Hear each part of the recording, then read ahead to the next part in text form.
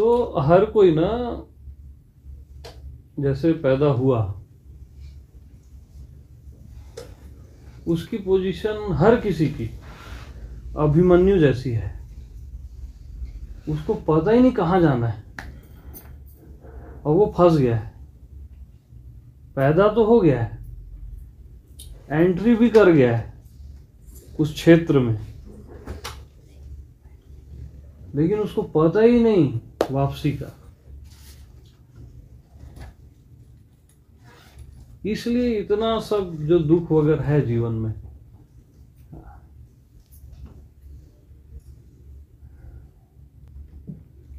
सारे दुख का जो मूल है वो वासना है। टोटल वासुदेव में कोई नहीं जीता जिसका वास सबके भीतर है। सब वासना में जीते हैं।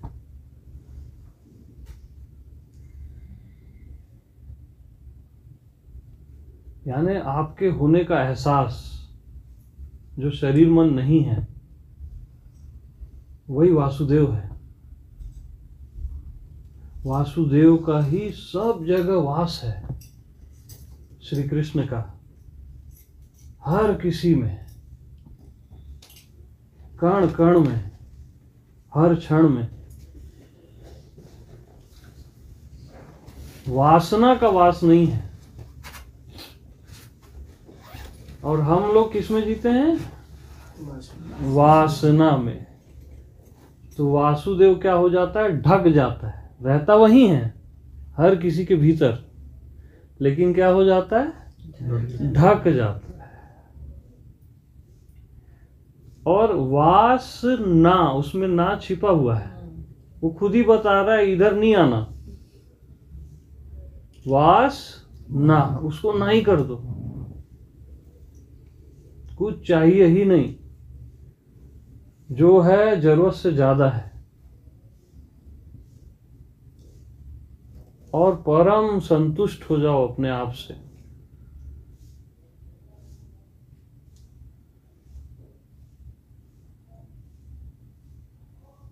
तब आपको अनुभव होगा वासुदेव का, अपने ही में और फिर सब में।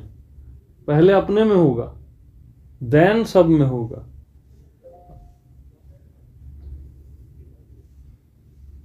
क्योंकि आपका होना ही वासुदेव का होना है।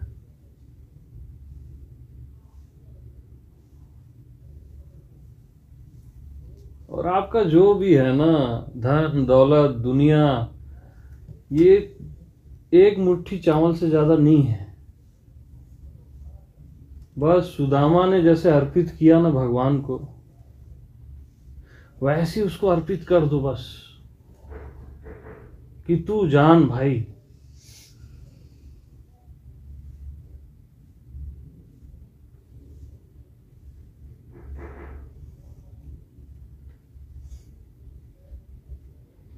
यानी आपकी आंखों से जो व्यक्त दिखता है, आपकी एक फैमिली है, दुनिया है, वो छोटा सा व्यक्त है बस, है ना।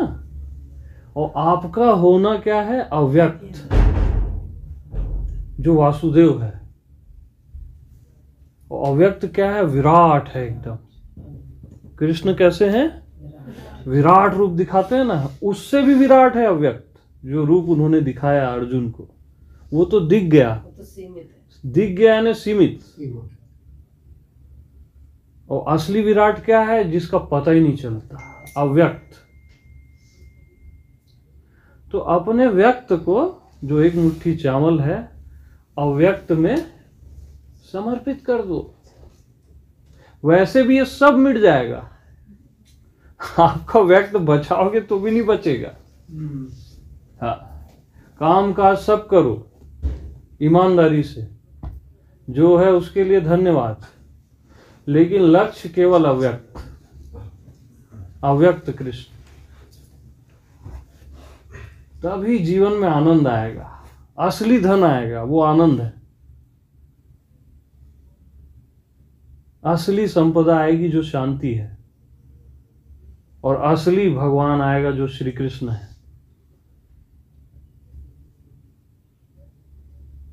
ज्यादा सेफ मत खेलो, बहुत सेफ चलते हैं हम लोग।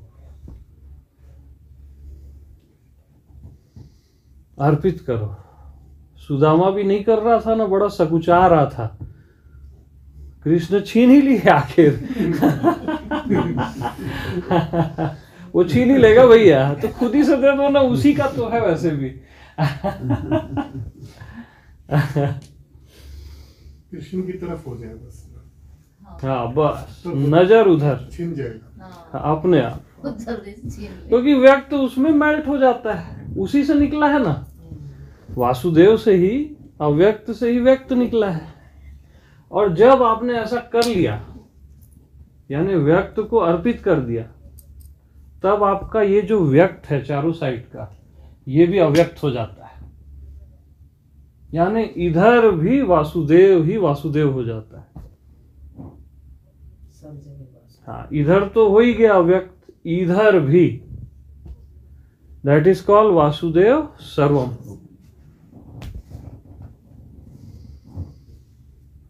तब मिलती है तृप्ति जीवन में, जिससे कीमती कुछ नहीं है। तब वो तीनों लोग देने के लिए तैयार रहता है, ये चिल्लर नहीं देता वो। बहुत हाई रेंज है गोविंद की।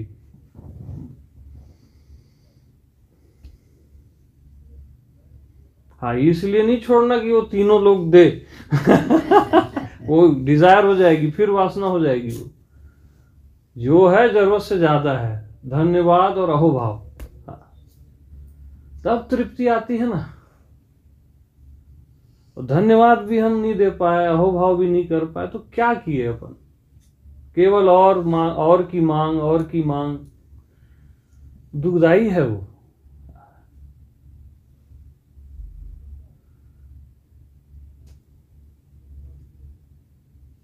सत्य में कभी कॉम्प्रोमाइज नहीं करना, चाहे कितनी ही कीमत चुकानी पड़े।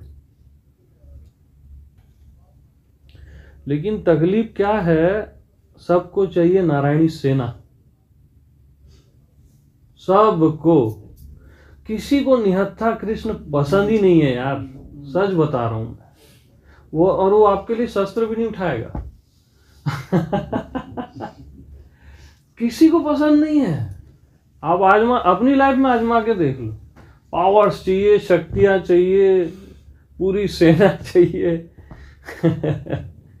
कोई कोई अर्जुन चॉइस करता है, पैरों के पास जाके बैठ जाता है, ताव नहीं मारता वहां वो, शरणागत हो गया ना। शरणागत भयहारी है वो, सीधी बात है। तो हमेशा निहत्थे कृष्ण को चुनना। कीमत शुरू में तो चुकानी पड़ती है, लेकिन उसका जो आनंद है ना, क्या नारायणी सेना का आनंद रहेगा। करोगे क्या?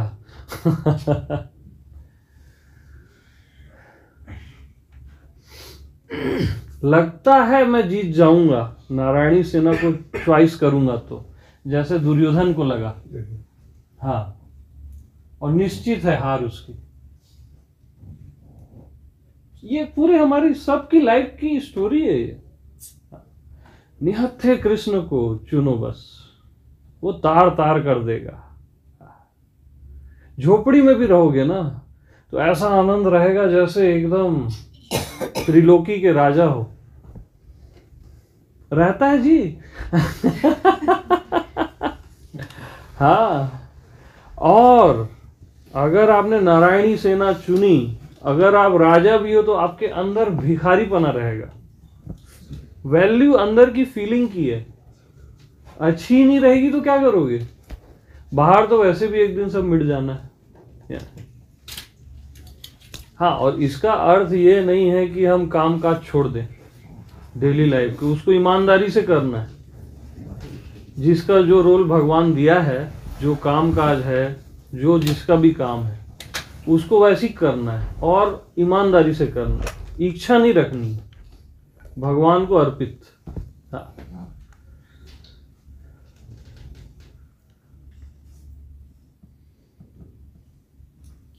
तो निहत्ता कृष्ण कितना प्यारा है ना, तभी वो सारथी हो जाएगा ना, तभी वो सारथी हो जाता है। यानी वो कितना सरल है, कितना सरल, उसको पीछे भी नहीं बैठना है वो सारथी हो जाता है, और वो संभाल लेता है। संभाल लेता है।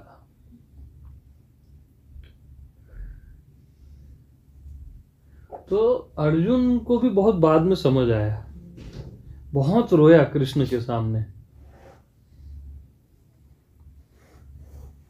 वो बोला मैं भगवान के साथ रहता था और ऐसे बात करता था जैसे ये दोस्त है, यार है, ओए चल ओए भयंकर रोया वो। अभी आपके साथ ऐसे ही लग रहा था। अरे ऐसा नहीं, सच्ची सच्ची हम अभी बोले ना चाल या मुक्त है, तो लग रहा था कि कैसे हम इधर ही रहे, फ्रीडम नहीं। नहीं वो जब हम इतना यहाँ है का तो वाइब्स आप जो क्या है है अभी ऐसे लग रहा है। छोड़ने को मन नहीं कर रहा है। हाँ अब इस एनर्जी को कैसे छोड़ोगे। बाहर जाने का कुछ मन नहीं। तो कितनी सुंदर स्टोरी है ना, बहुत से रोता है वो।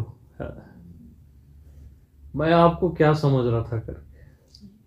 तो हम भी अपने आप को जो अव्यक्त है ना ऐसी छोटा मोटा समझते हैं, वो जो कि कृष्ण है आपका होना, जो शरीर मन नहीं है, बहुत ऐसी समझते हैं यार ये तो ऐसे ही है। जब बोध होता है ना तब उसकी खासियत पता चलती है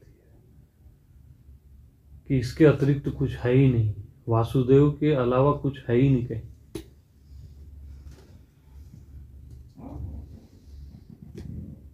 जो भी दिखाई दे रहा और है, कसम से बता रहा हूं कोई काम नहीं आएगा। आजमा लेना, द्रौपदी को कौन काम आया बताओ? उसके माँ बाप, पिता माँ, उसके पति, कौन काम आया बताओ? वासुदेव के अलावा कोई काम नहीं आता। सब एक दिन धोखा दे देते हैं। आपका शरीर ही आपको छोड़ के चले जाएगा, बाकी किससे उम्मीद रखते हो आप? आपका मन दिन रात धोखा दे ही रहा है, कभी ये कभी वो। केवल वासुदेव कभी धोखा नहीं देता।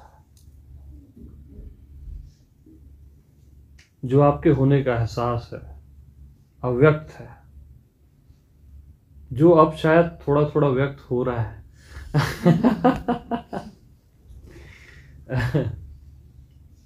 तो अर्पित कर दो और मस्त रहो। द्रौपदी क्या बोली सुने उसमें? धृतराष्ट्र को जब पूरा ये हो गया और देन धृतराष्ट्र बोले, सब हार गए थे लोग है ना, सब वस्त्र हरण के बाद धृतराष्ट्र बोले कि तू मेरी कुल वधू है, मांग ले जो मांगती है।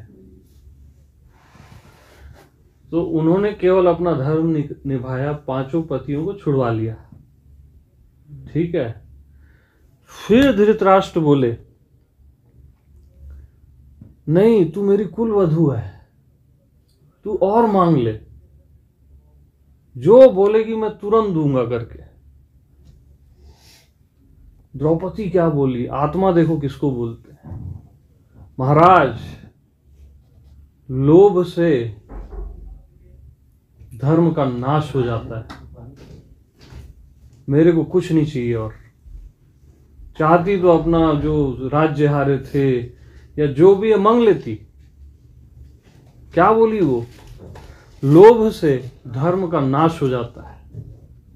धृतराष्ट्र जी को बोली महाराज लोभ से धर्म का नाश हो जाता है।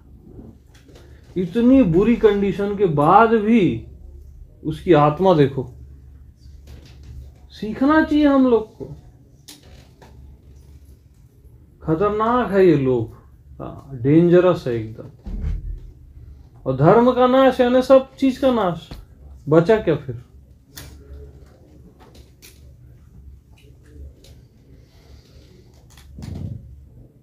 तो संतोष को ही जीवन में धारण करना चाहिए। वो क्या था? संतोषी सदा सुखी। संतोषी नर सदा सुखी। हाँ, सदा सुखी। संतोष केवल शब्दों में नहीं होना चाहिए, बस केवल शब्दों में हो गया है। हम तो संतुष्ट हैं, ऐसा बोल के ना लोग संतोष को ऐसे साइड कर देते हैं और अपने आप को ही ना बहुत बड़ा धोखा देते हैं। आपका जीवन संतोष होना चाहिए।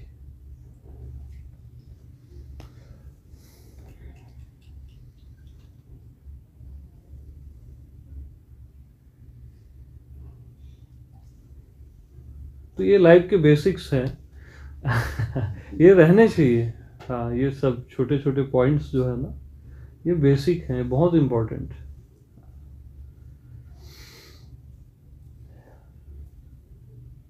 तो जो संतुष्ट रहता है ना, वो वन भी चले जाता है तो मुस्कुराता है राम की तरह।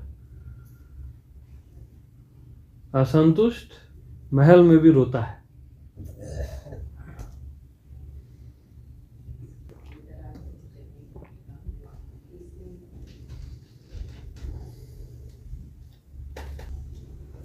तो हमेशा सत्य में जीना है, संतोष में जीना है। यानी जो अष्टावक्र जनक से बोलते हैं ना कि तू विषय को विष की भांति त्याग दे और सत्य, आर्जव, दया, क्षमा और संतोष को धारण कर और अभी हो जा सुखी। क्या बोलते हैं? अभी हो जा सुखी। यानी सत्य को धारण करो। सत्य क्या है? जिसका कभी नाश नहीं होता। तो आपकी आंखों से जो भी दिख रहा है सब तो मिट जाता है। आंखें ही मिट जाती है, शरीर मिट जाता है, मन मिट जाता है। केवल आपका होना जो वासुदेव है उसका नाश नहीं होता। तो कहाँ जीना है? स्वयं में, वासुदेव में। भगवान को अपने से भिन्न नहीं देखना, क्योंकि उनको सबसे ज्यादा प्रिय क्या है? अनन्य भक्ति। यानी जो अन्य नहीं है, हम उसको क्या देखते हैं? कृष्ण अन्य है, मैं अलग हूं। लेकिन भगवान क्या बोलते हैं गीता में? मुझे अनन्य भक्त सबसे ज्यादा प्रिय है। यानी जो खुद से उसको भिन्न नहीं समझता। तो खुद में भी देखो और सब में भी देखो। तो वो बोलते हैं ना गीता में, जो मेरे को सब में देखता है और सब को मुझ में देखता है, मैं में, उससे मैं कभी भी बिछड़ता ही नहीं। न मैं उसको छोड़ता हूं, न वो मेरे को छोड़ता है। तो सत्य केवल वासुदेव है, उसी में जीना चाहिए।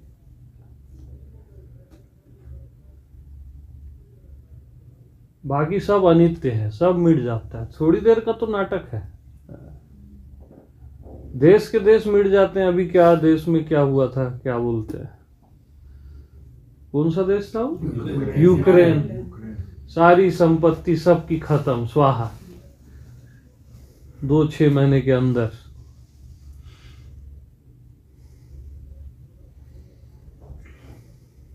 तो जो कभी मिटता ही नहीं, वहां जियो ना जी अमर होके। क्या ये चिल्लर चिल्लर लगा रखे हो? हाँ।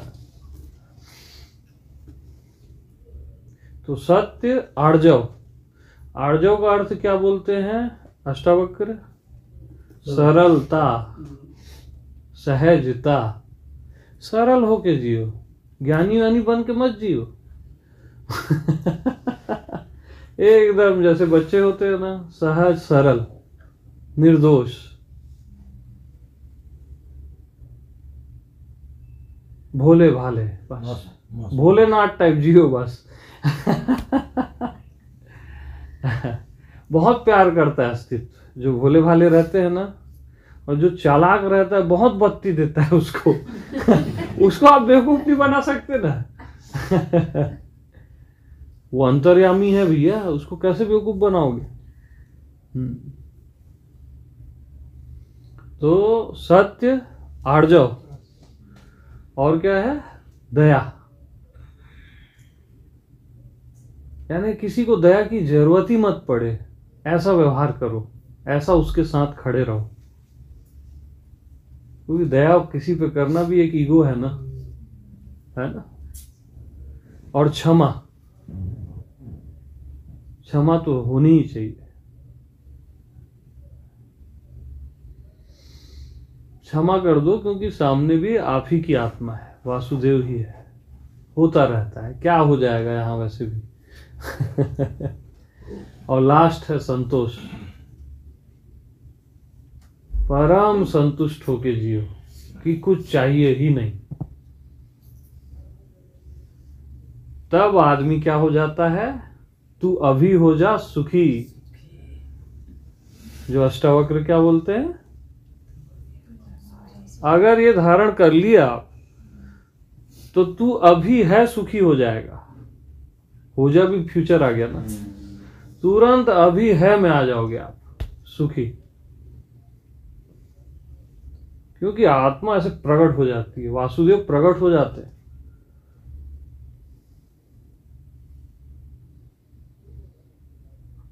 वो फिर आनंद ही आनंद है, सच्चिदानंद है।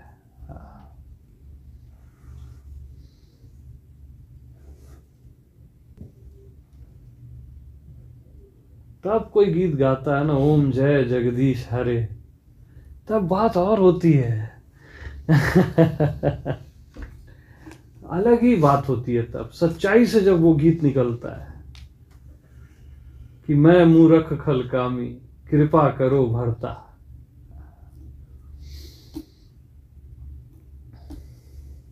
अपने से अलग समझ के नहीं करता वो कृष्ण को, अनन्य, कि वो और मैं एक ही हैं।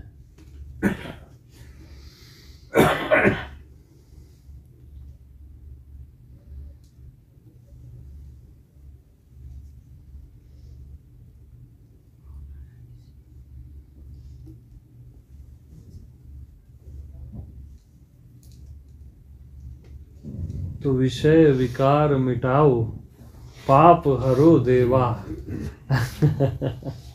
वो हर लेता है, अगर सत्य में जिए ना तो विषय विकार सब हर लेता है। हरि है ना वो, अहम हरि चला था ना अभी।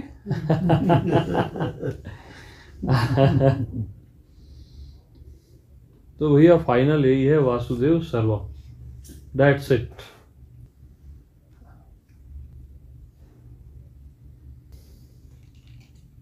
मेरे ख्याल से सब चीजें कैप्चर हो गई इसमें ना, वन टू ऑल, भीतर का भी बाहर का भी। ये आपने आर्जव कहा ना भी, हाँ, आर्जव का मतलब जो मैं समझ रहा हूँ वही होगा ना। जैसे हर इंसान जो है ना, जैसे मैं आपसे बात कर रहा हूँ, मैं कुछ जो नहीं हूँ वो दिखाने की कोशिश कर रहा यस हूँ, यस, हाँ, तो अन्यथा होने की कोशिश कर रहा हूँ। अन्यथा होने, सरलता मतलब यही है कि जैसा हूँ वैसा प्रकट हो जाए, प्रकट एज इट इज, सरलता बस। सरलता।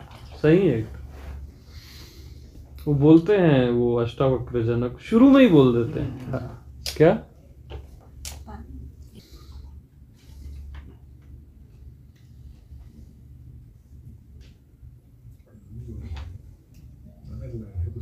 और हम लोग क्या रहते हैं, शकुनी के चक्कर में रहते हैं। आपका मन है शकुनी, जो शकी करता है हर जगह।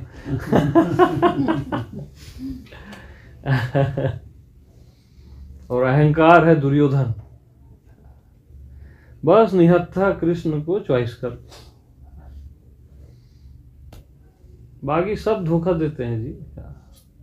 वहां तो देखो इतने पवित्र धृतराष्ट्र, क्या थे, द्रोणाचार्य भी कुछ नहीं कर पाए, गुरु कृपाचार्य भीष्म कुछ नहीं कर पाया, और वो भी प्रेमी गोविंद के, भीष्म। हाँ, लेकिन फिर भी मजबूरी, कहीं ना कहीं तो मजबूरी थी ना, निष्ठाएं कहीं और कर ली। क्या अपना वचन नहीं तोड़ सकते थे इतने बड़े अधर्म के लिए? क्या मतलब ऐसे वचन का? वैसे भी क्या, भले नरक जाते खुद चलता, धर्म है ना, की स्वार्थपना दिखाया ना अपना। सत्य की विजय हो, असत्य का विनाश हो, फिर भी वो असत्य पे वचन तोड़ना नहीं चाहिए, वो सत्य है, लेकिन इस टाइप की सिचुएशन अगर है तत्क्षण तोड़ देना चाहिए। भले खुद नरक चले जाओ, लेकिन रक्षा करो, कोई इतनी पीड़ा में है। तब आत्मा जगती है। उल्टा हो जाता है खेल। ऐसा थोड़ी ना ज्ञान ज्ञान सुनने से आत्मा जगती है। चैलेंजिंग भी होना चाहिए भाई लाइफ में कोई किसी को तकलीफ दे रहा है, द्रौपदी के साथ कुछ हुआ, कोई कुछ लोग कर रहे हैं, आप अकेले हो, भिड़ जाओ मर जाओ चलेगा, तब जगती है आत्मा।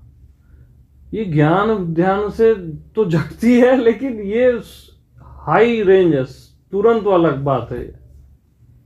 वहां पे भी खुद को बचाते रहे तो क्या फिर, है ना।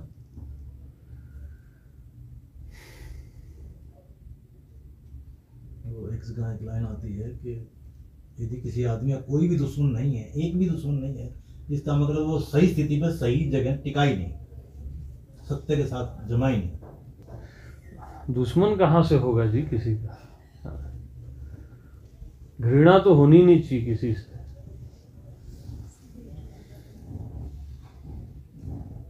यानी किसी को भी घृणा करने की बजाय पूरी दुनिया से घृणा पाना कहीं ज्यादा अच्छा है।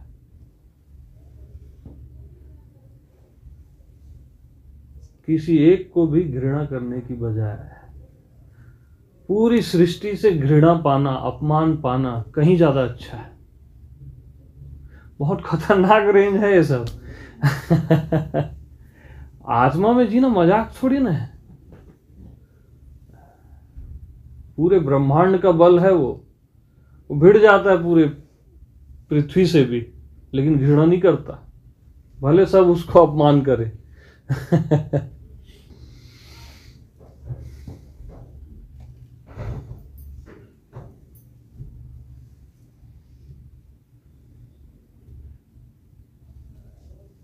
और एकदम बड़ों का जो सम्मान है, जैसा राम जिए वैसा जीवन होना चाहिए, घर में, परिवार में या बाहर भी, है ना। रिस्पेक्ट, ऐसा नहीं कि आप ज्ञानी हो गए तो अनरिस्पेक्ट कर रहे हो किसी की। एकदम व्यवहार में व्यवहारिक। माता पिता की पूजा नहीं कर पाए, क्या पूजा करोगे। ये जो सारे सूत्र दिए गए फालतू नहीं है, ये हर एक चीज का रहस्य है। आपके ब्लड से जो मिला हुआ है उसकी ही रिस्पेक्ट नहीं कर पाए, यानी आपने अपनी ही रिस्पेक्ट नहीं की। एकदम व्यवहार में सबका सम्मान। चाव कभी नहीं मारना ज्ञान ध्यान का, खतरनाक होता है वो। थोड़ा जान गए लोग ताव मारते हैं।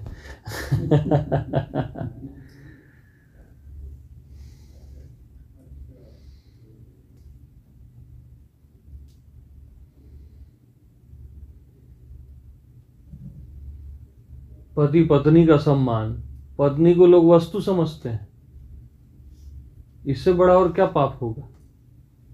उसकी रिस्पेक्ट है, वो नारायणी है। हाँ तुम भी नारायण हो,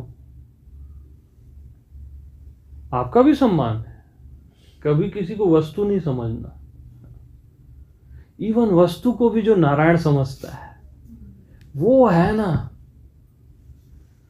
जलस्य नारायणा थलस्य नारायणा।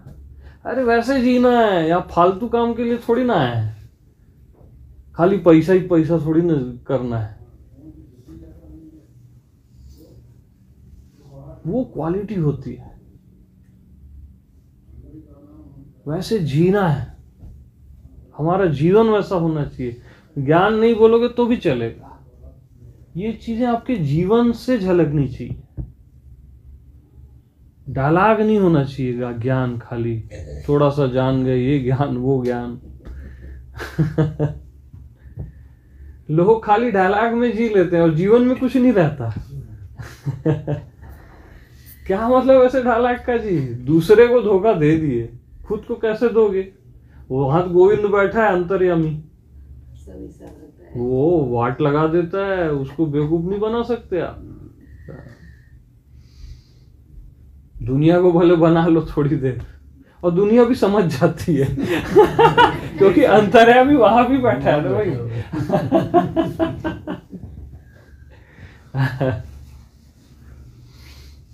तो भाई हमारी भागवत तो ऐसी चलती है। डायरेक्ट वाली है। आनंद है स्वामी जी। हाँ। तो आप लोग आए ना, बहुत खुशी हुआ, क्योंकि हमें खुशी हुई आपको। नहीं, बहुत मेरा भाव था। हमारा विचार था, काफी चर्चा होती थी जी। एक बार आपके दर्शन कर रहे हैं, समय का अरे दर्शन नहीं, समय- आप बड़े हैं मेरे से, नहीं, यानी हमको कोई भी नहीं। हाँ, वो प्रदीप भैया का ये भाव था कि हम उनके घर जाएं, और सिचुएशन ऐसी थी कि यहाँ सब पहुंच जा रहे थे शाम को, अच्छा, करके यहाँ आना ही पड़ा, वरना हम आप लोग के घर आते। हाँ। समय रहा तो ये बहुत अच्छा लगा, आप लोग आ गए ना माँ। जी हाँ। अब कृपया करके कोई राधा रानी की भी चर्चा कर दीजिए। राधे राधे। हमारे मन में श्री तुम बोल जी। मन में आज नहीं। अब कृष्ण को बुलाया, राधा रानी चर्चा करेंगे। कहते हैं राधा को बुला तो कृष्ण आ जाए। कृष्ण आ जाते, सही बात। दोनों इधर। अब देखते हैं कब आते हैं। बाहर ही अपने बात। नहीं, आप बाद में कर लेंगे चाहे। हाँ, मैं थोड़ी ले रहा हूँ, आप पियो। मेरे को गले को सपोर्ट चाहिए, चाय का बस, कफिंग है ना। थोड़ा ही बनाइएगा, है ना, क्योंकि अब राधा की बात करनी है तो भाई रस है ना।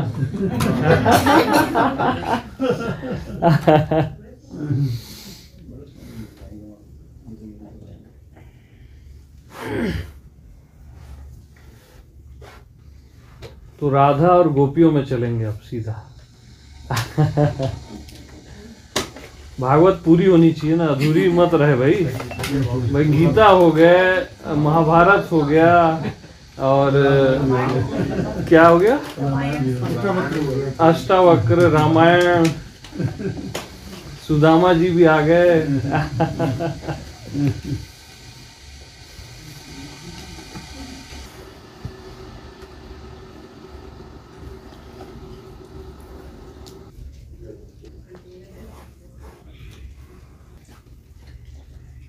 ये सब जो चल रहा है ना, इसके लिए ये घेरा बहुत जरूरी है, किला, सत्संग का किला। बहुत सत्संग का जरूरी किला, जी बहुत सही। है। ऐसा लगता है जैसे एवरी टाइम हो। एवरी टाइम हो। हाँ। यहाँ तो एवरी टाइम ही है। ये सब पता तो है, हाँ। सब कुछ पता है, जो भी अभी बात चली है सब पता है, हाँ। लेकिन प्रैक्टिकल लाइफ में गड़बड़ हो प्रैक्टिकल प्रैक्टिकल वहाँ गड़बड़ हो जाती है। नहीं, तो ये सत्संग से ना वो अंदर धस जाता है, अब अपने आप वो जगाएगा आपको, इसलिए सत्संग की बहुत महत्वता है। वो अपना असर दिखाता है, ये अंदर धस जाता है। आप सुनना नहीं भी चाहोगे ना तो अंदर घुस जाता है, आपका मन बुद्धि भी इसको नहीं रोक सकते, चाह के भी गलत नहीं कर पाओगे फिर।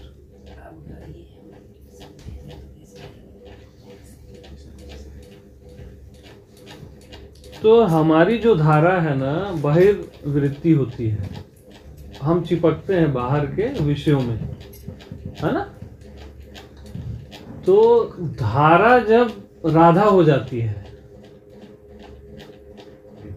भीतर, अव्यक्त कृष्ण में,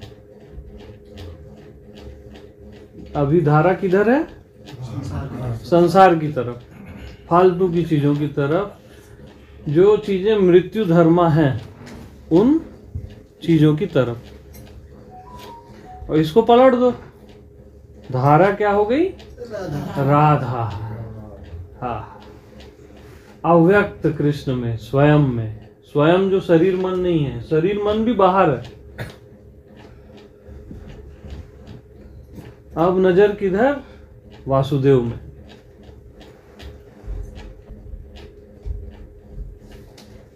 तो राधा की जब कृपा होती है तो वासुदेव अपने आप आ जाते हैं।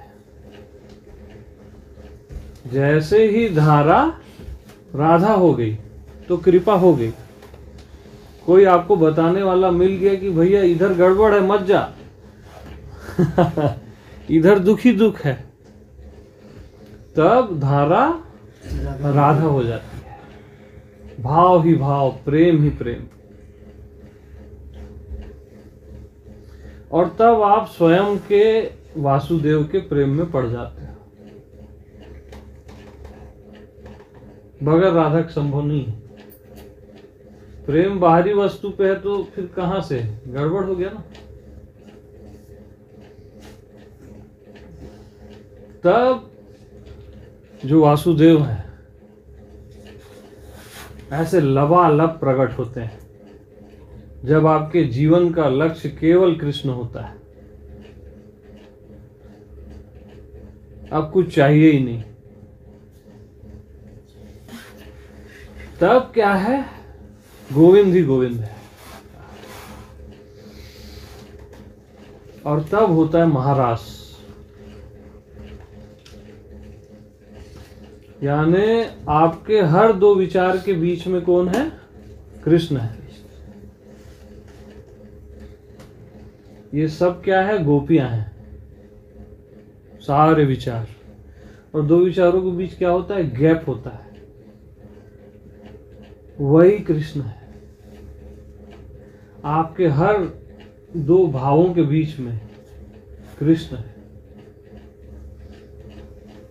ये सारे भाव, सारे विचार क्या है, गोपियां हैं।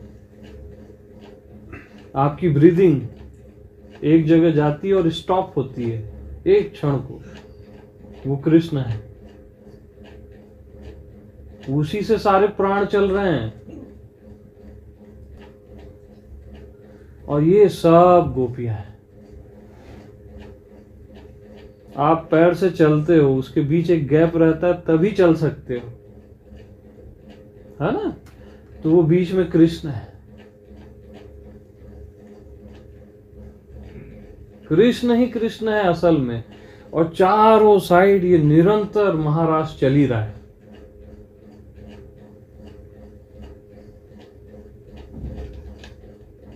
ज्ञाता और ज्ञेय के बीच में ज्ञान कृष्ण है।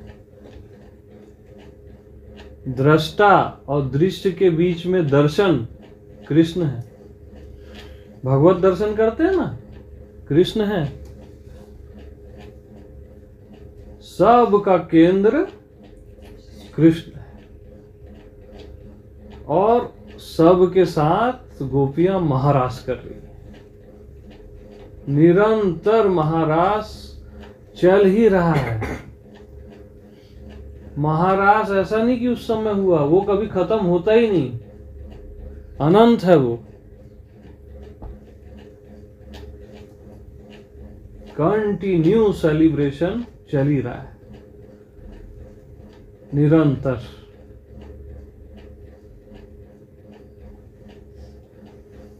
और बगैर राधा के संभव नहीं है। स्वयं से प्रेम होना चाहिए, गोविंद से।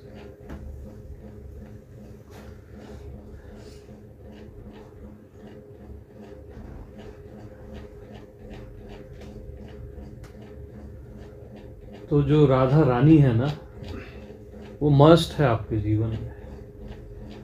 प्रेम बकवास चीजों से नहीं, वासुदेव से बस।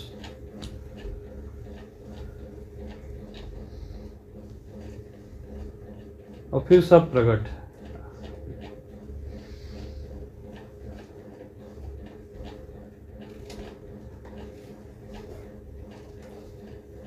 तो हर एक गोपी किस में समाती जाती है, कृष्ण में। तो जब आप ऐसा जिएंगे ना, तो आपका हर विचार कहां समाएगा, निर्विचार कृष्ण में। कृष्ण क्या है, निर्विचार। आपका हर भाव कहां समाएगा, भावातीत कृष्ण में।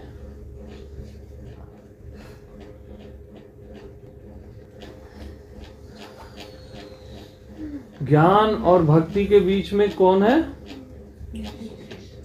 कृष्ण है।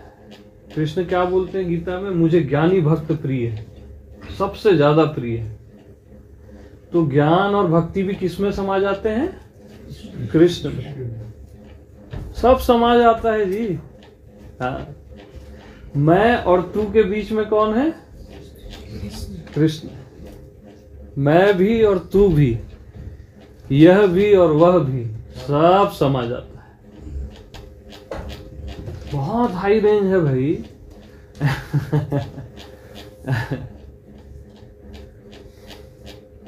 बस सही लक्ष्य होना चाहिए, अपना होने में नजर, अपने होने से प्रेम, अपने होने का जो एहसास है जो कभी भी खंडित नहीं होता, वही वासुदेव है।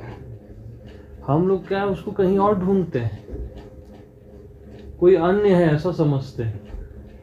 अनन्य है वो, जो कभी अन्य होता ही नहीं।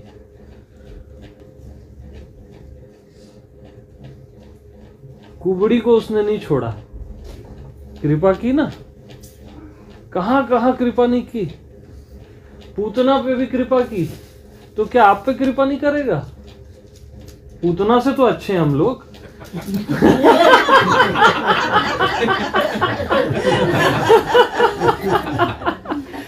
इतने डाउन तो कोई नहीं है। बच्चे को कोई मारने जाए सोच भी नहीं सकता, उस पे भी कृपा। यार सच बता रहा हूं मैं।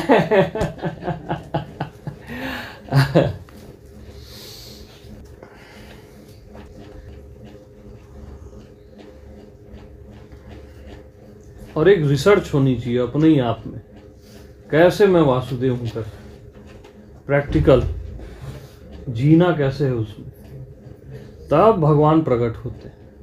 खाली समझ लिए बुद्धि से और उसको साइड में रख दिए तो उसका अपमान हो जाएगा। लोग ऐसे ही करते हैं, सत्संग हुआ, समझ लिए, साइड में रख दिए, और फिर घर में हुआ झगड़ा, भिड़ गए। क्या मतलब ऐसे सत्संग का? उससे अच्छा तुम सुनो ही मत, तुम अपना बिजनेस ही करो और उधर ही जाओ भैया, वही ठीक है।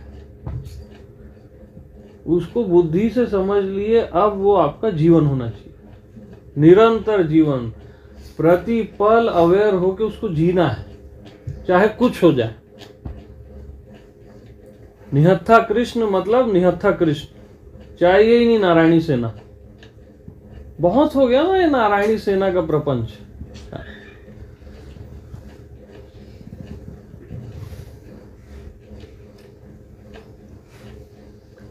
तब मुस्कुरा पाओगे युद्ध में भी और प्रेम में भी। इतना विराट युद्ध हो रहा है, अब अर्जुन को अपने ही भाइयों को, पितामह को मारना है, गुरु को मारना है। सोच सकते हो कभी द्रोणाचार्य को? और कृष्ण वहां क्या बोल रहे हैं? तू किसी भी हालत में शोक करने योग्य नहीं है अर्जुन। यानी इतनी विकट परिस्थिति में जहां लाखों लोग मरने वाले हैं, वहां क्या बोल रहे हैं कि तू किसी भी हालत में शोक करने योग्य नहीं है। और आप सब अपना जीवन देखो, इसका 1 करोड़वां हिस्सा भी तकलीफ नहीं है आपको, और आप शोक करते हो, ये नहीं है, वो नहीं है, ऐसा हो वैसा हो। तो ये तो भाई आप ही की गलती है, इसको कोई कुछ नहीं कर सकता। इसका परिणाम केवल दुख है।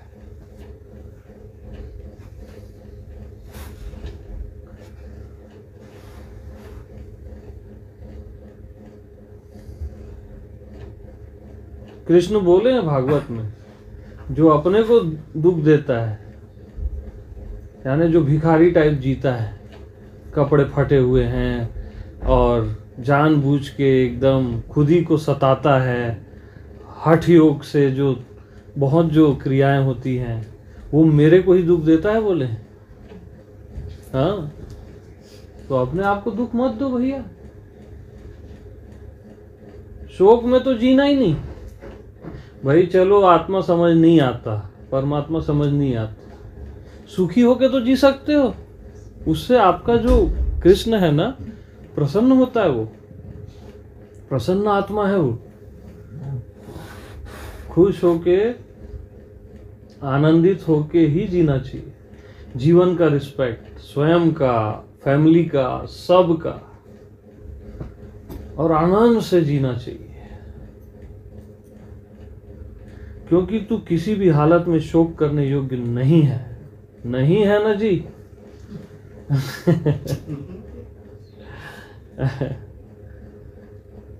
कुछ भी हो जाए अच्छा ही हुआ बोलो, फेस करो उस चीज को, अच्छा ही हुआ समझो, भगवान की मर्जी है ना, तभी हुआ ना भाई। होई है सोई जो राम रची रखा। तो राम से क्या होता है? राम ही होता है। राम की मर्जी से क्या होता है? लेकिन वो अलग भेष बना के आता है, उसको हम क्या बोल देते हैं? मेरे जीवन में विपरीत परिस्थिति आ गई, अब मैं कैसे करूं? ऐसी बोलते हैं ना अपन। वो राम ही आपकी परीक्षा लेता है बहुत सारी परिस्थितियों में, और जब आप स्वीकार कर लेते हो ना, वो अपना रहस्य खोल देता है। तो भैया शोक को तो एंट्री देना ही मत।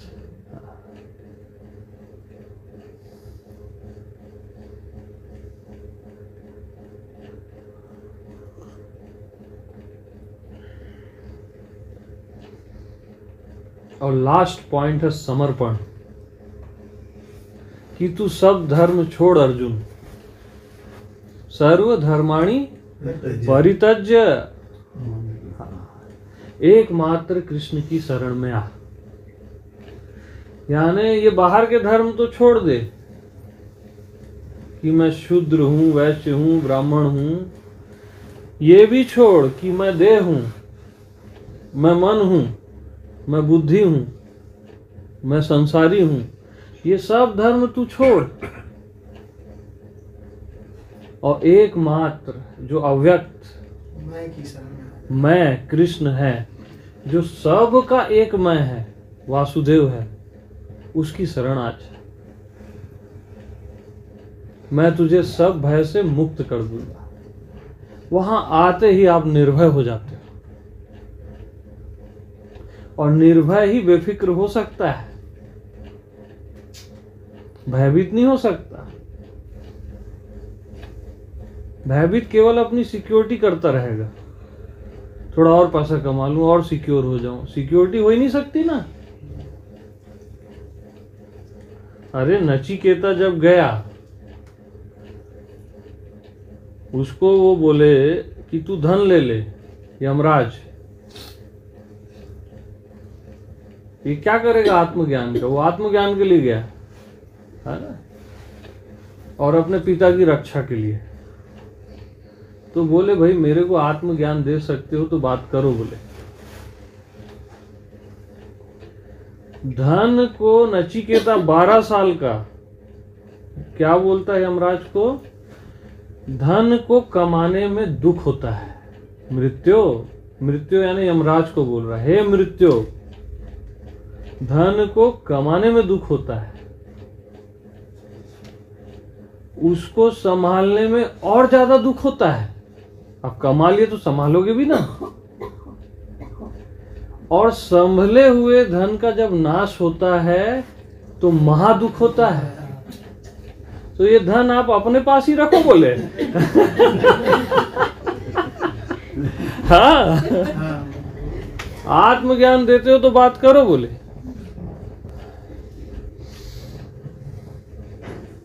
तो जो है उसमें संतुष्टि रखो,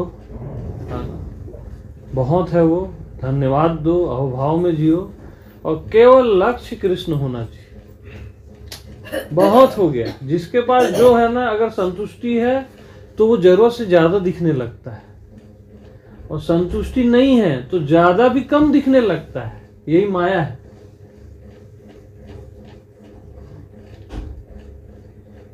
कि मैं झूठ बोले हैं? भाभी जी बोलती है ना।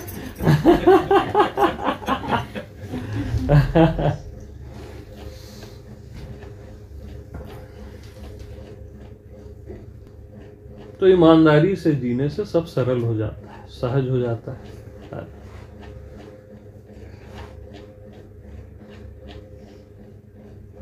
और कभी भी दुख को, अपना सीरियसनेस, उदासी जीवन में आने ही नहीं देना। आ जाए ना तो झाड़ देना, वो हैबिट है बस। उदासी कुछ नहीं है, हैबिट है। साइलेंस होना एक अलग चीज है। साइलेंस अपन बैठे हैं ध्यान में या स्वयं में, वो बहुत सुंदर है। उदासी डेंजरस है, उदासी गिरा देगी। वो डाउन कर देती है। किसी भी हालत में शोक के योग्य नहीं है अर्जुन तो।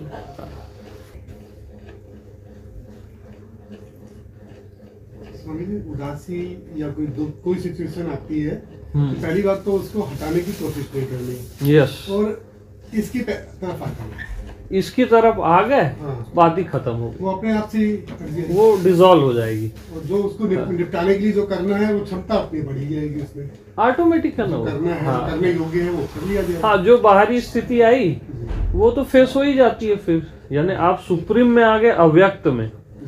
अव्यक्त का ये चिल्लर है जो व्यक्त है, वो तो आप ऐसे ही टैकल कर लोगे, क्योंकि सुप्रीम का पावर होता है ना। हाँ,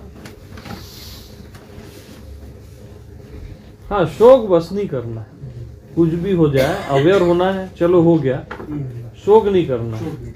अपने में आए और जो भी सिचुएशन आई उसको फेस कर लिए। और ये भी कंडीशन नहीं लगाने की सिचुएशन मेरे पक्ष में ही सोल्व होगी। हाँ, पक्ष नहीं हो सकता, कोशिश कर लेंगे, हो हाँ, जाएगी। नहीं भी हुआ तो भी ठीक। तब भी कोई बड़ा लॉस नहीं है। यहाँ का जो बेचैनी ये होती है, लॉस वो बड़ा खतरनाक अंदर की है। बेचैनी हाँ, लॉस है। सबसे बड़ा लॉस है।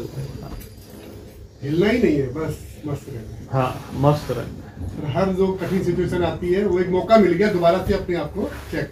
चेक कर, वो आपको और गहरे ले जाएगी। बल्कि अगर आपने सही ट्यून किया ना तो वो आपको और गहरे ले जाएगी। हर दुख आपको और गहरे ले जाता है।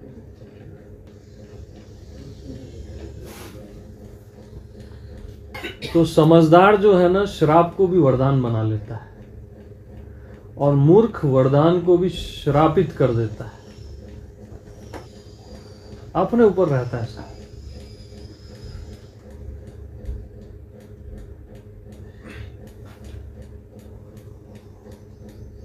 मूर्ख भी थोड़ा सा कठोर शब्द हो गया, ना समझ बेचारा। नहीं, ये कठोरता से भी बोलना पड़ता है ताकि उसको हिट हो और कभी भी वो गलती ना करे। कई लोग मैं देखा हूँ बहुत गलती करते हैं, बहुत गलती करते हैं। यानी अमृत रहता है पास में, उसको जहर बना लेते हैं। दृष्टि गलत है ना, हर जगह केवल निंदा खोजते हैं। यानी उनके सामने नारायण भी खड़े रहेगा ना अंकल, उसमें भी एक आध खोट खोज लेंगे वो। और जिसकी दृष्टि पवित्र है वो रावण में भी एक आध अच्छा ही खोज लेता है।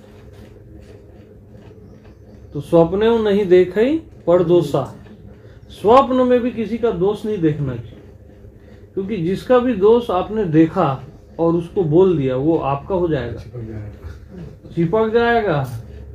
तो अवेयर रहना चाहिए। ठीक है भैया, वो जैसा है अपन स्पेस बना लिए, वो ठीक है।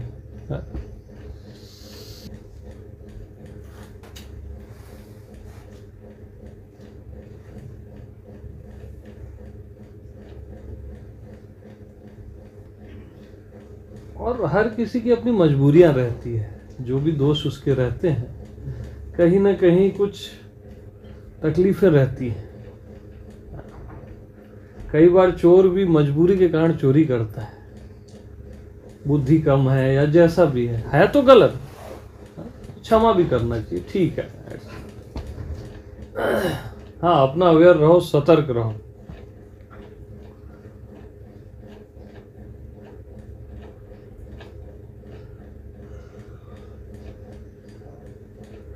तो more than enough for life time.